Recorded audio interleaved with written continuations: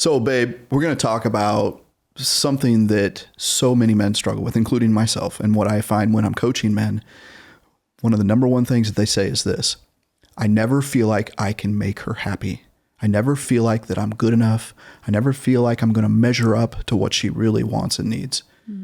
Incredibly pervasive, incredibly common is men are struggling with this idea of rejection, which if we were to really break down and find the ultimate aspect to why men struggle in general across the world, is they struggle with rejection. They struggle with what they give to their wife and it being swatted away, not being good enough, not measuring to her standards. And so what often happens to men is they stop making decisions. They stop leading. They stop moving forward out of fear of being rejected. And so then they will come away and say, there's nothing that I can ever do that's good enough for her. Wow. Just hearing all of that just breaks my heart to know that there are so many men in this world that hear all of those mental narratives and live that life. And let's talk about how we can bring them a bit of relief and direction as far as how to process that.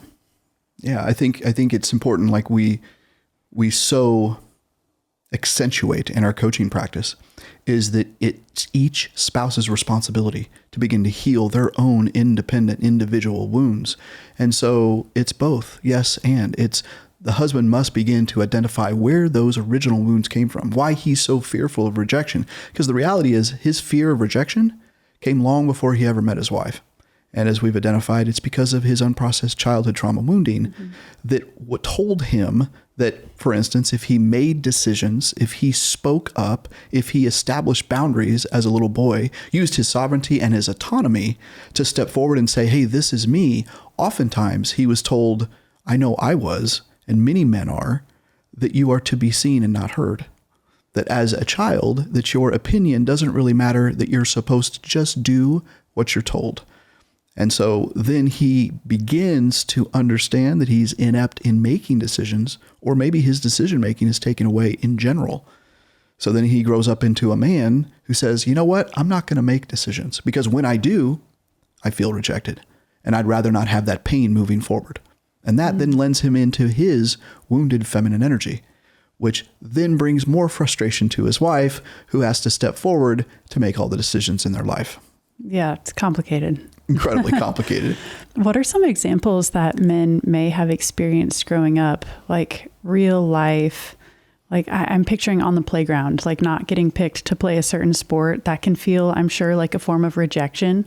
Like what are some other examples of unprocessed trauma that could still be influencing the way these men are showing up in a relationship today? Yeah. I'll use some of the examples from my own life. Is when I wanted to help my dad, when I wanted to help him do something, I wanted to participate in fixing the car or cleaning the garage, or my dad was an incredible cook. And I wanted to stand by him and learn and help understand, what makes this taste so good? And oftentimes my voice, my want, my desire to participate was rejected. I wanted to learn how standing right next to him, and for many, many different reasons. And God bless my father, he had his own set of wounds, and he didn't allow himself to have that type of energy around him to where he could receive my desire to use my voice. I wanted to speak up and say why and how and really participate in the process, but it never felt welcomed. And so my voice was rejected. And so I learned to remain quiet. And what that leads to is me then receding into more of my wounded feminine energy, which is passive, and simply wanting someone else to make my decisions for me, which is at the heart of a man in his wounded feminine energy. Yeah. So what would happen next then? So if you were, attempting to help in the kitchen with your dad and he ultimately said no, or told you to go do something different, like what did you go do? Like how did you cope? How did you adapt in those moments to help process what you just experienced? Well, that was it, is now I'm walking on eggshells. Now I know that I am not allowed to use my voice in those particular environments. And then if I stay quiet, then I'll remain safe emotionally, physically. And so I began to shut down my leadership, my ability to make decisions. And now I began to rely more on my father and other caregivers as I grew into adulthood, that someone else would make the decision for me. So how did that translate to dating and beginning to get married and have children? Like, how did that evolve for you? Yeah. So then, because I was more operating in my wounded feminine energy, I would naturally, by the law of polarity, begin to choose women who were more in their wounded masculine energy. This is the law of polarity, reciprocity here, to where it felt natural for me to attract a woman who would be more decisive, because I would look to her to make the decisions for me. It felt natural. And for her, it felt natural for her as well to have a more of a passive individual, to have the nice guy, the cool dad, the one that would stand by and be silly and passive and going along just to get along, saying things like, I don't know, babe, whatever you want, right? Being indecisive and being passive. That felt more natural in the relationships in which I was attracting. But over time, what begins to happen, as we've illustrated so often, is it builds resentment and bitterness in both individuals because they're outside of their natural core energy. Mm-hmm. Yeah, I can see how that causes friction within you and then friction with everything else that's happening around you, mostly because you feel like there's nothing you can do that is correct. Yeah. And so this is incredibly problematic when it comes to marriage, because now, I mean, the role of the masculine energy is to provide, is to protect, and it's his innate instinct to do so. And so when he has no place, or that place is already being filled with his wife in the masculine energy, then where does that leave him? Yeah, exactly. He's without purpose. He's without direction, without a mission, without a challenge. Yeah, exactly. In fact, that brings me to, I want to read some really powerful language that you've crafted and that we really build our coaching practice on, that really illustrates the essence of the masculine energy, the power of what masculine energy is. And for our audience, potentially the men watching this or listening to this perhaps can relate to and say, yeah, that's what I want, but I don't necessarily have that. Or the women who are watching or listening to this will say, that's what I want in a masculine partner. So the natural strength of a man is deeply protective.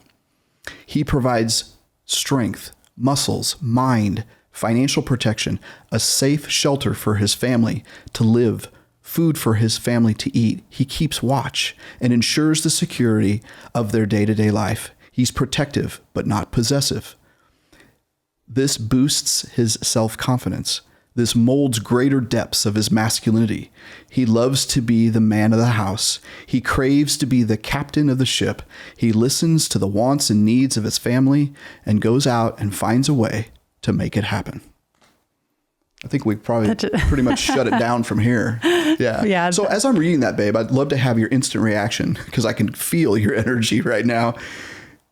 How does that make you feel when I read that? Safe and attracted to that energy. It feels right to me, honestly. It's like, yes, that makes sense. And, you know, I often come back to this example, this story example that I heard many, many years ago, that is perfectly portraying polarity. And it was talking about this Native American tribe where the women would gather together at night and they would arrange themselves in a circle with their heads in the center.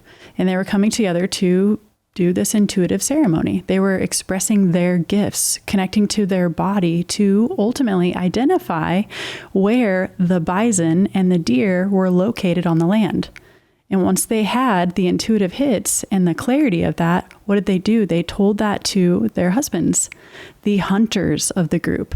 And they went out and searched for the deer and the bison who were in the locations that these women ultimately were able to find. And so that is a beautiful example of how masculine and feminine works together and how amazing and fruitful and abundant it can be when you are finding that harmony, when you're staying in your own lane and your partner is staying in theirs too. And so this is the sticky stuff we're working through, where we have the wounding that's coming forward that's essentially saying there's nothing I can do that's ever right. part of that is your responsibility and the other part is her responsibility. Yeah. You can only work on what is yours. And that's what this conversation's about. Absolutely. Yeah. So if a man is feeling an overwhelming sense of rejection far more often than he's not, he always needs to be looking within. And yes, could the behaviors of his wife be reinforcing a confirming experience that he has had his whole life, where women know better and that he needs to recede and that she needs to make the decisions, that simply works. And yet then he receives moments and seasons of bitterness and resentment that come from his wife. It can feel incredibly confusing because he wants to make those decisions. He wants to lead the family. He wants to be the provisionary leader, but it's not good enough. It's not quite what she wants. And the frustration and the bitterness and the resentment that comes forward creates conflict. And so he feels that if he does lead, it's not good enough. If he doesn't lead, it's not good enough. So he's stuck. And what a man does when he's stuck, he recedes and he becomes distracted and he becomes more emotionally unavailable, which is interesting because women will often complain, I don't know my husband. I don't know where he comes from. I can't get through to him. He seems so dissociated and so dysregulated and not here and not present. Distant. Yeah, it's a great word. Yeah. And so therein lies even more conflict. So each spouse is solely responsible for identifying their wounding.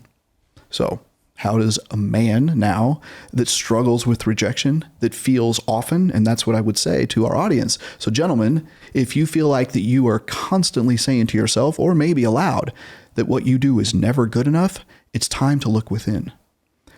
Begin to identify as a little boy. Remember and recite, did I feel less than? Were my decisions, was my voice silenced? Did I often feel rejected? Did I often feel like somebody else was making decisions for me and that my decisions were never good enough when I was a little boy? That is evidence of that wound continuing into manhood. Mm-hmm.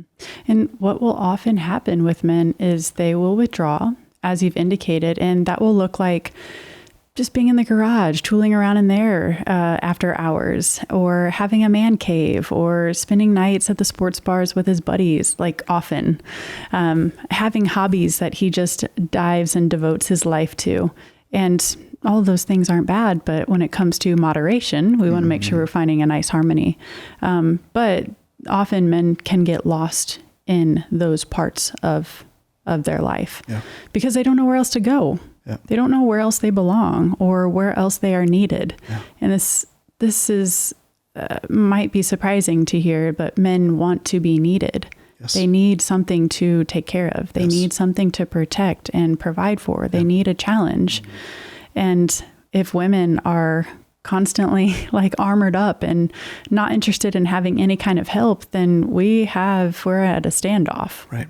Two adversaries, two ships passing in the night. No one's on anyone's team. Mm-hmm. Everyone is against one another. Right. And that is a destroyer of marriages and any kind of intimacy. Yeah. I'm going to invite the audience to consider if you know, men and women, if you know that you have a contemptuous relationship, if you feel like that you're in conflict, that you feel like you're on opposite sides, that you feel like you're embattled, that you're in competition, that you often feel like there's a winner and a loser more often than not, this is a sign that you're in an inverted marriage dynamic, which a man is scared or terrified to make decisions, is fearful of rejection, therefore recedes into his wounded feminine energy, and therefore the wife then comes forward in her wounded masculine energy, and therefore you're going to have conflict without question, because again, each of you is out of sorts and out of your core energy. An example that's coming to mind is the simplicity of date nights. So being in the car, trying to figure out where you want to go to eat. Right. That can quickly unravel because no one wants to make a decision. Right. And so that would be an example of two feminine energies. And so if the husband or the man comes forward and ultimately says, all right, we're going to go here, but then she doesn't want to go there, then he quickly can withdraw and not want to make any decisions again, simply because what he chooses to bring forward isn't necessarily interesting to her. Yeah. And therefore is another micro moment of rejection. Right. Yeah. And we often see this constantly as he wants to make sure that she has a smile on her face, which if I were to boil so much of my passion and directive in my life is I want to see you at peace. I want to see that smile on your face. But if it feels like if I'm making a decision to move you into that environment where you can feel at peace, i.e. the right steak at the right restaurant with the right baked potato and the right dessert, but if it's swatted away, then I begin to feel, oh, there's the echo of that wound from childhood that says, David, don't make decisions anymore because she's not going to be satisfied. Oh, that's so good. We're going to go to the steak restaurant, your favorite steak restaurant. And that particular evening, you may say, I might not be interested in steak that night. Mm-hmm. Maybe I have my heart set on Thai food. Mm-hmm. So what would you say? And so from a wounded place, let's scoot back there and say, I don't want steak tonight. Why are we going there? Why'd you choose that? Mm-hmm. So can you see how that's like very aggressive almost with the particular language choices that I'm using and blaming you ultimately for not choosing the right choice based upon reading my mind that I have this decision set that I want Thai food instead. Mm-hmm. So instead saying something along the lines of, I have my heart set on Thai food tonight, or Thai food feels like it, or Thai food feels more aligned with where I am tonight, or the ambiance at that particular restaurant feels more like the vibe that I'm interested this evening. Mm-hmm. So making it about you and sharing your feelings and why this decision is important to you. Absolutely. Without blame. Yeah, absolutely. It's really imperative that you highlighted that. You feel like Thai food is more of what you want tonight. It takes the you statements out of that. It takes the pointing of the finger. It takes the accusations and the assumptions and the blames out of it.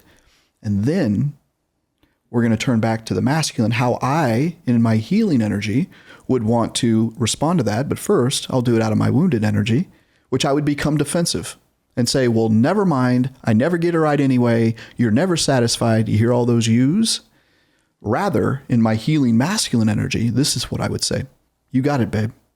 I can fully understand that. I'm going to get on the phone and I'm going to secure a reservation for the Thai restaurant in 15 minutes. Yeah, it comes back to the guideline of engagement that we have as a big part of our Daring Deeply coaching practice. And one of them is take nothing personal. Yeah. And that actually is a direct excerpt from the 4 agreements. It is. Yes? It is. Yeah. The book, if you've not read it, is based on 4 agreements by Don Miguel. Mm-hmm. Yes. Yeah. And so this one is so powerful that we borrowed it. And we have created it as part of our foundational, timeless healing practices, mentalities. And this ultimately can be distilled down that it doesn't matter what anyone says or does around you. Mm-hmm. It has nothing to do with you. Right. And a big part of healing is healing that part of you that is taking everything so personally and is feeling offended or dismissed or rejected by how people, most especially your spouse, shows up with you in day-to-day conversation. Mm-hmm. So me wanting Thai food on that particular night in that example has nothing to do with you and your original choice of choosing the steak restaurant or how good or how bad you did that. Mm-hmm. It really just comes down to me and my expression and what feels right and aligned for me in that on that particular evening. Yeah. Ultimately, when gentlemen begin to heal the wounds from childhood that says rejection is personal, ultimately, they can never be rejected again. Yeah, say that again. I will say it again, that ultimately men or anyone can never feel rejection again because it's simply one's opinion, that it has nothing to do with their self-esteem or their self-worth. It's simply an opinion, a decision that's not particularly in line with what they just said or decided. And so a man can, in his confidence, in his healing confidence, because he's been healing those wounds that says rejection is not about him, that he can stand firm. I can stand firm and look at you and go, you got it, babe. You want Thai food? Absolutely. We'll make it happen. Mm-hmm. And that decisive, definitive language is what draws me closer to you. Yeah. So, but when it's met with defensiveness, that's what makes me want to pull back and get mad and create space and distance. We're on different pages. Now we're adversaries. And so, yes, the decisiveness builds intimacy. Yeah, absolutely. I want to highlight that last part, what you just said. How I said definitively, you've got it, babe. We've got this. I'm making the reservation. Here we go. All definitive language that brings your attraction deeper into me. And I'm hungry now. Thank you. You're welcome. Yeah. I want to jump back to what you just said and take it one step further. Why is it so important? Like, what is it about seeing your wife or your woman smile that just brings you so much fill in the blank? It is the overarching desire and craving to provide and to protect. I often say this when I'm coaching men. I say it's our responsibility to create a frame, to create a container of protection and provision so that your wife can then feel at peace, that she then has the opportunity to engage in her own healing, growth, and transformation. He's not responsible for her growth, healing, and transformation. He's not to control her in this environment. In fact, I've often said this is the container that a man provides, the container that I want to provide you actually doesn't keep you kept. It allows for you to fly as far and wide as you want to. But if you feel safe, if you feel trusted within that environment, you will always return because that is home for you. But you need to have the ability to be fluid. You need to have the ability to flow and be radiant and beautiful and curious and laugh and sing and dance and be playful. But you need to know that he absolutely has your back. And that back is all about providing that protection, that provision within that masculine frame. Yeah, it's supportive. It's Absolutely. a supportive environment rather than you mothering me or fathering me or parenting me, and vice versa for you. I don't want to be your mom. I want to be your wife. Right. And I feel like in relationships in the past, I have been more of that, okay, let's go, trying to drag this individual behind me to get them to make decisions, to step up, lead, etc., or just simply take care of themselves. And so with you, I feel like I've just backed off. And because I know that you are a fully capable man who can take care of yourself, and there's, grace and compassion that I can extend to you as you continue to find your footing and navigate your own journey. And that's where I can just support you along the way. What makes it worse is when women begin to nitpick the way he's choosing to heal. That's really, really hard. And then that will often happen back where now they are adversaries. They are nitpicking on one another. And simply because their healing journeys look a lot different. Yeah. And different is okay. It's right. It's exactly how it's supposed to be. There's no one way to do it. And your unfolding will look very different than someone else's. Yeah. And to trust the process and have grace and compassion as you go. That really brings forward a story of two individuals that I'm currently working with, a married couple, husband and wife. And it has come forward over the last couple of months that one of the spouses is more frustrated with the other spouse because of the rate of the healing process in the other spouse. Which spouse, husband or wife, is more? Yeah, exactly. So the wife is more frustrated with the husband because from her perspective, it feels like he is not moving forward at the pace that she desires. The pace that she deems correct. Exactly. So even in his healing journey, he's wrong. Yeah. And so that, by the way, is why we work with individuals and not together, because everyone has and is worthy of their own specificity, their own uniqueness. If we work together, we are muddying the waters. We are taking two trauma histories and throwing them together and expecting, in essence, that we have a marriage growth trajectory. And there's really no such thing. And so it's interesting that you bring that forward, that each and every individual, both spouses, have the opportunity to be on their healing journey. And each spouse is responsible for only their healing journey, which can be really, really, really hard. I want to bring forward this idea of positive intent. Because this particular wife that I was just describing has the greatest intent, wants to see the love of her life thrive and grow and heal and transform. So at the heart of her desire, she wants the love of her life to grow. However, her wounding comes forward and says, on my timetable, because I need it to happen this way, because of her overbearing and controlling nature. We talked about this in a previous episode. Because of her wounding from her childhood, says, if I don't know that he's moving in the direction I want to, I feel unsafe, uncertain, on shaky ground. And because of her wounding, she doesn't trust the process and therefore can lead to distrust of him. Mm-hmm.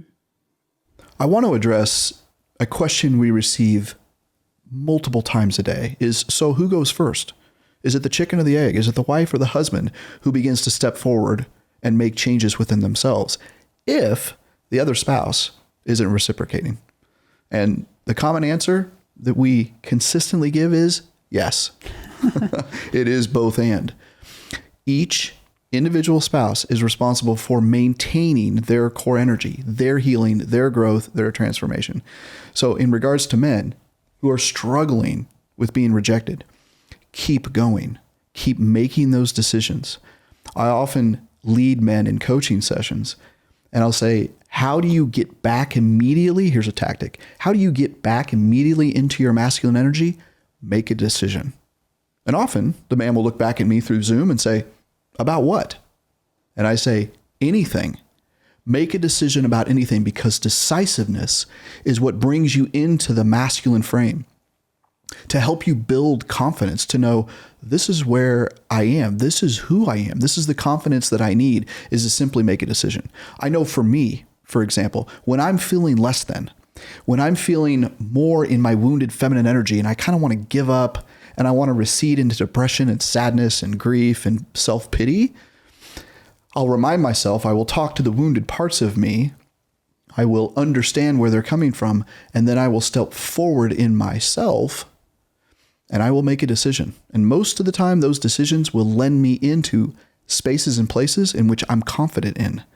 So I will post, I will answer a question, I will write, I will lean forward into my masculine energy and make a decision that will heighten my confidence into a space of my life in which I know I have confidence. There are times when I'll look at my phone and go through all of the recognition and the praise that we receive. We're so blessed and honored to receive that. And I will say, oh, now I remember who I am. And it will then jettison me back into my masculine energy. So men who are struggling with rejection, men who constantly are telling themselves, it's just not good enough, I'm never going to be good enough for my wife, I invite you to continue to step forward in your masculine, continue to make decisions. It's the only thing that you can do. You cannot, gentlemen, be responsible for how your wife responds to your decisiveness. And my coaching and my counseling to you is keep going, being consistent, because consistency is what we often find women will complain most about their husband. Is he does it sometimes, he does it for a while, and then he falls away. Be consistent. Show up every single day. Be certainty for her. Mm-hmm. And there's a very large asterisk on that last two words that you just said. The decisiveness that you are taking is for you. Mm-hmm. This is not for anyone else. So when you get back up again and start leading and making decisions and making plans and taking action, that is for you, proving to yourself that you are fully capable of being in this masculine energy that feels so wonderful for you to be there. It feels powerful and strong and life-giving. Those decisions are for you. They're not for anyone else. And so if they are for other people, or you're trying to get a response or outcome out of a situation, then this is where we get into a bit of attachment and codependency. And that is going to keep you trapped in the wounded feminine energy, which both of those, codependency and attachment, those are wounded feminine energetics. So there's a line here. There's an edge with everything. And remind yourself that any action that you take or anything that you choose to express is always and only for you. Those are your personal wins. Yeah, notice, and I'm so glad that you brought that up, babe, because in what I just said, as it was coming forward and the words were coming out of my mouth, never once did you come forward in my description of what I was doing. Oh, sure. It had nothing to do with, ooh, I think I'll make this decision so Paige will clap and give me praise and adoration. That is a form of codependency. No, I am making those decisions not to be applauded because, as I often say, and sometimes gruffly, men do not need to be praised to fully understand their worth. They're not a dog. They're a man. They do not need the attaboys in order to feel the worthiness of the decisions that they're making. So that's a process. It just doesn't happen overnight. And because of their wounding, they think if I perform, if I make a decision, it will literally be, look, wife, didn't you see? Look at what I did. And that is a form of deep codependency. So I'm glad that you brought that up. Absolutely. Yeah. And to take that one step further, just not being seen like they needed to be seen in childhood. So it's honestly this little boy jumping up and down, just trying to get the attention of anyone who will pay him attention. Right. Yeah. And when you can zoom out a little bit and just simply become the witness of interactions that are happening under your own roof, it will be a lot easier for you to see what is actually happening. Oh, okay. Is this the self energy, the self that is here of myself or my husband? Or is this perhaps my long lost little girl that still is seeking some sort of validation or some form of belonging? Yeah. And so when your eyes get bigger and you're able to see more of what is actually happening beneath the surface, it becomes a lot easier to have constructive conversations and to begin to move forward in more productive ways. Yeah. I want to highlight something that often is a very simple tactic that I'm coaching both men and women, in that when you are having struggle, when you're in conflict, when your spouse is not doing what you want them to do, you are seeking change, it's frustration and resentment and bitterness, is to simply pause and breathe and look at them as a little boy or a little girl who is simply wounded and terrified sitting in a corner. Knowing that they are struggling and that it has nothing to do with you. Yes. That they are suffering and struggling through the childhood wounding that was never healed. And they're sitting there looking up at you saying, help me, find me a way, don't tear me down, don't reject me, don't yell at me. They're simply a younger version of the husband or the wife that's in front of you that simply wants to be seen, heard, understood, and validated. The best thing that you can do for your spouse in those moments is just come alongside them and let it be okay that they are navigating and feeling and working through whatever it is that they are working their way through, and just simply holding space. Yeah. You don't have to say anything often. It's just sitting next to them or standing next to them or perhaps giving them a hug or extending a hand. Your presence alone is the present. Like, it is the gift. You don't need to do or say anything. Say that again. Your presence alone is the present. Oh, beautifully said, babe. Beautifully said. So I want to highlight a story from some of our clients, a particular couple that we work with, married couple, husband and wife. And they have come, I have to say this, they have come so far. We've been working with them for about 18 months or so. And they have come so incredibly far. But I want to highlight a story where she was, unfortunately, in the hospital, had some health issues. And he began to step forward and do some extraordinary actions to help preserve her peace, even in the midst of a terrible, terrible health struggle, and went above and beyond and did so many amazing things for her. He accessed an individual, a health professional who happened to be out of the country in Italy on vacation. He actually contacted her in the middle of the night, stateside. She was in Italy. And to ensure that his wife would have the best surgeon, went far and above and really to take care of his wife. And there were several other ways in which he provided, and he invited, called out, sought out a pet sitter to come over and take care of the animals that she is so in love with and so loves to spend time with her pets. He went out of his way to initiate those conversations, to secure that individuals to come over to make sure that the pets were taken care of while they were both at the hospital. And there's a couple of others that are part of this. And all of this is a really big deal, by the way, considering the way in which these two individuals arrived to us just 18 months ago. Yeah. So this action that this gentleman is taking is just truly incredible, amazing, and profound. Yeah. Yeah. Again, why was he doing this? Simply to ensure that she feels at peace. That's it. That is what the masculine does for his feminine wife, is to ensure that she has the smile on her face, even in the midst of a health struggle, even in the midst of being in the hospital. Well, they both came home, and the wife walks into the house, and she's recovering, and she walks into the laundry room, and she opens the dryer door, and there were 4 towels in the dryer, and she immediately felt herself rise in rage. Just frustration. Because they were left over, not folded. They weren't folded. Not attended to. Exactly. And that was a trigger for her. And that was a trigger for her. Absolutely. And out of her wounding, she saw it as not good enough. Look what I have to do.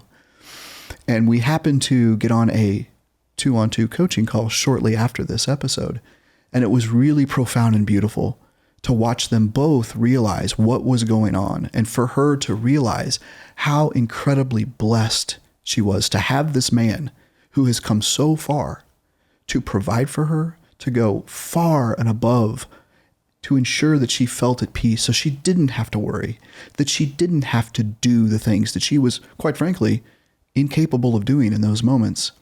And yet, there was something that was still not good enough. Mm-hmm. And so we got to watch them move through that space and really understand one another. It was a beautiful, beautiful thing to watch them first become aware of what was going on and then begin to heal that particular wound. So it's no wonder that the husband had struggled with providing and doing and making decisions, because he felt that even if he went above and beyond, that he would still feel rejected. Yeah, even if he did everything right, nothing would be right. Exactly. Yeah. And that's so, I've recently said this in working with the men in our program. Gentlemen, you can be the perfect husband. You can do everything right. You can provide and protect. You can pleasure her and prioritize her and ensure that she is fully taken care of. And she still may reject you. And of course, oftentimes these men are like, well, so I can't do enough? I'm like, not the point. You must continue on your trajectory. Continue to make those decisions, to continue to heal the wounds from your childhood that says you're not good enough. That's the only thing that he can do. Mm-hmm. And then he may or may not get to a point on his journey that essentially begs the question, why? Mm-hmm. Why am I continuing to do all of these things if I'm not getting what I need, if we are not moving forward in the direction in which is desirable for me? Yeah. And so I want to be very clear that if your spouse is not participating or not engaging, this doesn't mean you keep trying harder and harder and harder and just keep going and just stand up again and just try one more time and just keep going. There comes a point where a different decision has to be made. Right. Otherwise, it comes down to the definition of insanity, doing the same thing over and over and over again and expecting different results. Yeah. So eventually something must break. Absolutely. And we have to break the pattern. Absolutely. But we can't break a pattern until we understand the origin of the pattern. Mm-hmm. Like, where is this coming from? Why am I making this particular decision? What is behind this? What is the motivation? Is this being driven by wounding, or does this feel like pure, clean self energy? Does this feel right and enlivening for me? So there's a lot of questions to ask along the way. There's a lot of discovery that must happen before making big, brash, potentially very drastic decisions about your future. Mm-hmm. Yeah, it lends into the very sticky question that we ask every single client who's struggling in their marriage dynamic. And it's a question that has an answer that's often not want to be heard, which is, why are you with your spouse? Why do you continue to place yourself in an environment where you don't feel safe over and over and over and over again? Because to your point, there does come a point where you have to look in the mirror and say, is this still an environment in which I can feel like I can thrive into the future? Is this serving me? Is this serving me? And that's not a selfish question.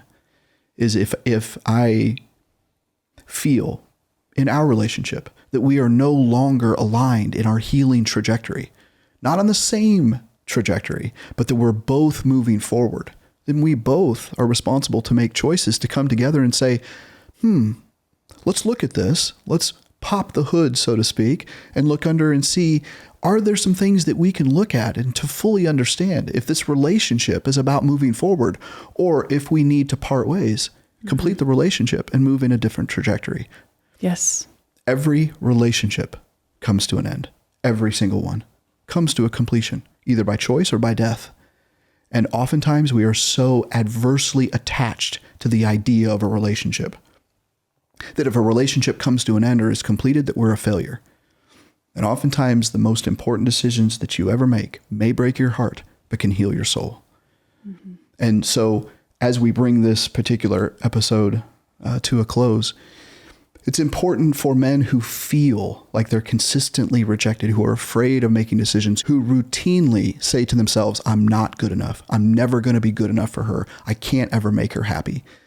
Is we have to begin to, gentlemen, we have to begin to look in the mirror. We have to begin to understand that our feelings of rejection, first of all, were there long before that you got married. And that's what we hone in on. We begin to understand this has come from childhood. And yes, I hear the echoes of that from my wife, that it's not good enough, but to remain solitary and solid and unified in the self, to look in the mirror and say, how can I begin to heal the wounds that keep me in those states of rejection? And be good enough for me. Mm-hmm. There you go. Yeah. Be good enough for me. Yeah. That's because the answer. The reality is, I so long for your appreciation. I want your feedback. But at the end of the day, it doesn't matter if my own feedback doesn't matter. If I can't love myself, if I can't look in the mirror and say, I approve of you, David. You're an amazing individual. You're an amazing soul. You're an amazing husband and father. Then it's no matter what you say or what the world says really makes a difference. So it reminds me of the affirmation that we have as part of our technically mission statement for Daring Deeply. Yeah. Would you like to share that? Yeah, absolutely. So I said this routinely, I think daily, for a good 6 months when I began my healing journey some years ago. And I would awaken and I'd lay there in bed and I would say this, David, I love you, brother. Talking to myself. I love you for all that you've done, all the mistakes that you've made, and all the joys and the celebrations that you've experienced.